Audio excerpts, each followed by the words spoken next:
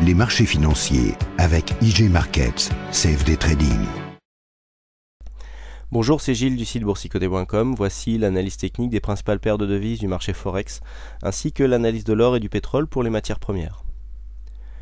Donc sur cette séance du vendredi 23 mars 2012, eh bien, nous avons une remontée des cours de l'euro-dollar qui invalide en fait l'épaule tête-épaule dont je vous avais parlé sur la précédente analyse, puisqu'on avait tracé un objectif ici qui se situait sur les 1,3074.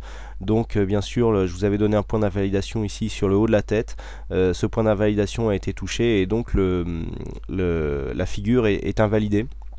Puisqu'on avait ici une belle montée, première épaule, la tête, deuxième épaule, on était venu casser ici la ligne de coup, on avait eu un petit pullback dont je vous avais dit qu'on pouvait se servir pour essayer de prendre ici le signal, mais la baisse n'a pas repris et nous sommes repartis directement à la hausse. Donc continuité ici du point de vue de la tendance qui est haussière, puisque nous sommes venus marquer ici un point bas et nous repartons donc à la hausse à l'assaut de cette résistance ici des 1,3280. Qui est une résistance sur laquelle les cours ont pas mal buté ces derniers temps. On voit ici un test sur cette zone ici début mars 2012. Ici donc une nouvelle fois testé sur cette phase, mais si une résistance est testée de plus en plus souvent, c'est que la cassure semble proche. Donc a priori on n'a pas eu assez d'élan pour casser cette résistance vendredi, mais on voit ici que la situation technique du point de vue des oscillateurs et même du MACD nous laisse un potentiel pour venir casser cette zone. On n'est pas en phase d'exagération. Vous voyez qu'on a eu deux zones. Alors au niveau de... oui, vous avez été nombreux au salon à me poser des questions sur ces bandes rouges, bandes vertes. C'est vrai que je les explique pas tous les jours, donc a priori vous allez être nombreux à la regarder ce week-end, donc je réitère mon explication. Ces bandes ici sont des bandes d'exagération, à savoir que à chaque fois qu'on va dépasser ces bandes colorées, on aura une forte probabilité de revenir à l'intérieur. Donc en fait ces bandes ne sont que des bandes de passage. Vous voyez qu'à chaque fois que l'on sort ici, donc là on est sorti, on est revenu rapidement. Là on est sorti, on est revenu moins rapidement. Alors c'est pas un indicateur parfait, il y a du déchet quand même de temps en temps. Vous voyez que là le retour n'a pas été très rapide malgré la dynamique de cette bougie. Ici on est venu marquer un point d'exagération, ici retour très rapide. Idem pareil ici sur cette bande verte où on est venu par deux fois marquer des points d'exagération avec des retours relativement rapides. On est en UT4 heures, donc ça prend un peu de temps si on reste devant l'écran quand même, mais d'un point de vue chartiste on voit que la dynamique est très forte. Et là pareil, on a eu ici un point d'exagération qui a vite été repris, et là deuxième, et vous voyez que sur cette bougie on est revenu à l'intérieur des bandes avant de confirmer la dynamique. Donc malgré ici les phases d'exagération, on voit que la hausse maintenant est revenue sur une zone plus normale, et que cette résistance ici des 1,3280 pourrait céder donc suite aux assauts répétés des cours sur cette zone de cotation. Alors là nous avons un point bas significatif maintenant qui se trouve sur ces niveaux à 1,3134. Ça sera un point bas, vous voyez, qui est une zone de support intermédiaire qui pourra nous donner une indication de fin de tendance si cette zone devait être cassée, avec donc une possible un retour des cours sur la zone ici des 1,30. On passe maintenant au câble. Donc le câble, vous voyez que les signaux sont aussi là on a eu le même signal que sur l'euro dollar, mais vous voyez que le signal que nous avons eu ici et là donc il n'a pas eu lieu, eh bien ont provoqué des retours rapides. Donc la continuité de la hausse ici sur le câble, on avait fait une fausse sortie ici, on était revenu sur cette zone de cotation. Et sur cette journée, eh bien, la hausse continue, puisqu'après une phase d'hésitation ici autour de la résistance des 1,5850, eh bien, nous continuons à venir tester ici cette zone des 1,59, zone qui devrait pas tarder à céder si les tests se multiplient. Alors attention, on avait eu déjà un premier test ici sur cette zone avec une cassure qui avait pourtant été validée avec cette résistance qui était devenue support, mais on n'avait pas marqué de nouveau plus haut, et donc on avait réintégré cette zone avec un manque de tendance sur un point de vue moyen terme. Eh bien le câble est dans une tendance plutôt neutre, et s'il devait y avoir une cassure ici sur cette phase, eh bien il faudrait absolument confirmer avec l'inscription de nouveaux plus haut, et donc en direction ici des 1,60, invalidé bien sûr si nous cassons les 1,5770. Au niveau du dollar-yen, donc on est dans une continuité de consolidation, puisque je vous avais indiqué hier que suite à la cassure ici de cette zone, on était en train de venir tester les 23,6. Donc pour l'instant le test a eu lieu puisque nous sommes venus sur cette bougie tester les 23,6 et puis nous sommes remontés. Donc là nous sommes dans une phase de stabilisation. Il y a eu la fermeture du week-end. On a clairement réorienté la tendance. Vous voyez qu'on se place maintenant le long de la bande de Bollinger inférieure avec pourtant des indicateurs qui sont plus proches de la survente que du surachat. Là on tente un petit rebond technique ici sur le MACD, mais vous voyez que la pression est fortement baissière puisque nous sommes toujours ici dans un mouvement court terme orienté à la baisse. Donc là pour l'instant toujours sur cette phase de consolidation. Je rappelle la phase de hausse qu'a connue le dollar yen sur les précédentes semaines, très impressionnant.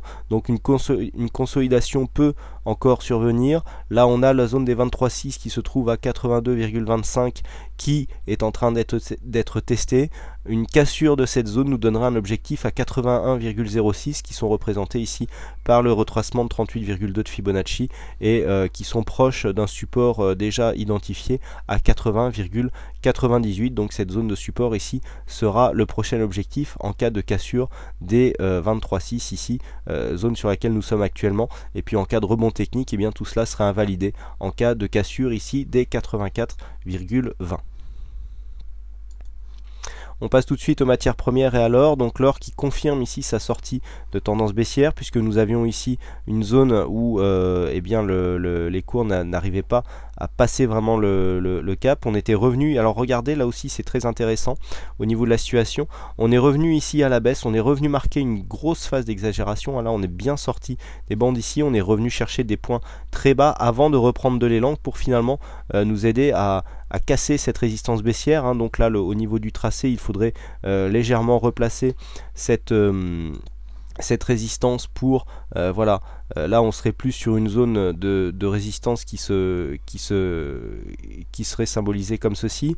On est revenu ici, on a marqué des points d'exagération. Vous voyez que les retours ont été très rapides et que sur ce retour, eh bien, cela a créé une dynamique qui nous a permis de revenir tester ici la Bol Sup. On a retrouvé ici une situation qui est sortie des bandes, qui a été réintégrée, et donc là par contre nous sommes sur un élan de tendance haussière et donc sur une potentielle cassure de cette résistance qui eh bien qui pourrait réorienter la tendance à la hausse, puisque nous étions ici sur un mouvement, je le rappelle, où le métal jaune montait. On était sur une phase de consolidation ici.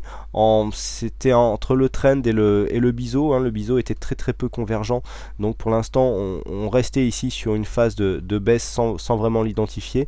Mais là, pour l'instant, la tendance est en train de casser justement cette phase baissière pour peut-être réorienter la tendance à la hausse. Donc du point de vue court terme, il faudrait absolument valider une cassure de ce support à 1672, cassure haussière bien sûr, pour confirmer la réorientation haussière, puisque dans ce cas-là, on aurait une cassure d'un précédent point haut significatif qui réorienterait la tendance à la hausse, puisque pour l'instant les plus bas ne sont pas encore de plus en plus hauts, donc il faut absolument venir confirmer.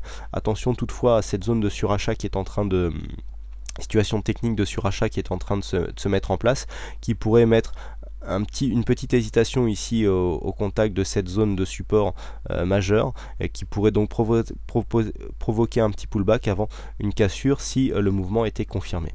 Bien sûr, ici, point d'invalidation au franchissement de la zone des 1630 $ l'once. Et enfin on termine avec le pétrole, donc le pétrole qui a du mal à sortir ici de cette formation en drapeau.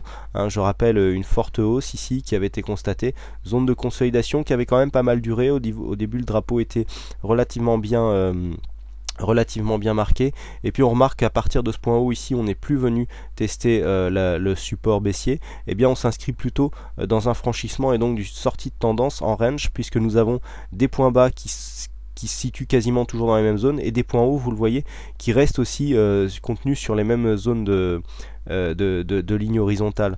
Donc si on se rapproche un petit peu, voilà, on a une zone ici que l'on va épaissir, et bien qui est une zone de résistance horizontale qui bride pour l'instant la tendance. Vous voyez, cette zone se situe à 108,50, c'est une zone de forte résistance pour actuellement.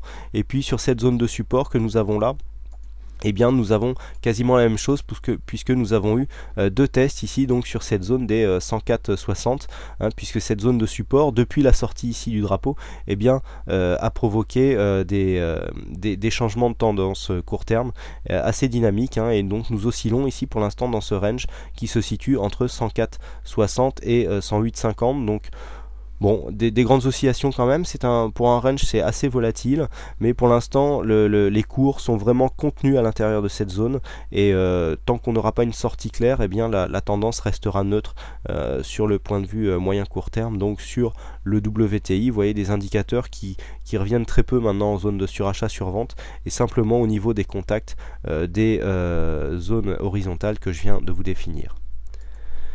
Voilà ce que l'on peut dire donc sur ces analyses techniques Forex et matières premières. Et il ne me reste plus qu'à vous souhaiter à toutes et à tous une bonne soirée, un bon week-end, bonne chance dans vos trades.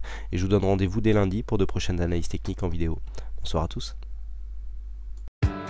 Les marchés financiers avec IG Markets, CFD Trading.